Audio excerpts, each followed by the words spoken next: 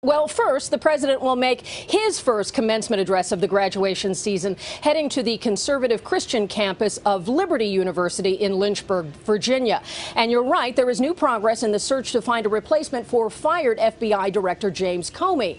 Comey has not spoken out himself, but the New York Times says he is willing to testify, but only in public. The Senate Intelligence Committee tells us that he is not going to appear Tuesday as invited, but they're working on his schedule to find a time. This all comes with Comey likely having quite a bit to say after the president made his firing a public feud.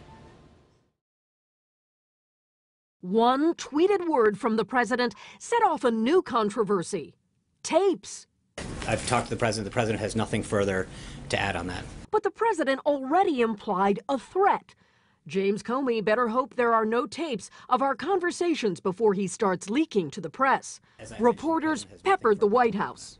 Are there recording devices in the Oval Office or in the residence? As I've said for the third time, there is nothing further to add on that.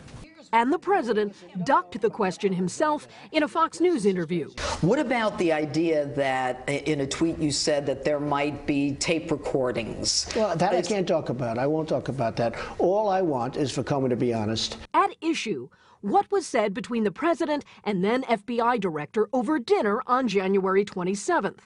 Just one day after the White House counsel was warned about Michael Flynn's false statements by then acting Attorney General Sally Yates.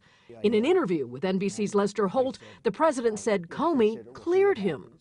We had a very nice dinner, and at that time he told me, "You are not under investigation." Comey has not spoken publicly, but associates dispute the president's account and also say Mr. Trump had asked Comey for his loyalty. The president denies that. No, I didn't.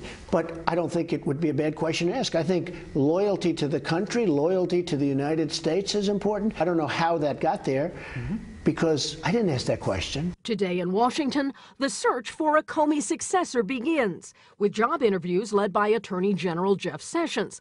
Sources identified these 4 candidates, including acting director Andrew McCabe and Texas Senator John Cornyn. I will tell you, we're looking at candidates right now who could be spectacular, and that's what I want for the FBI.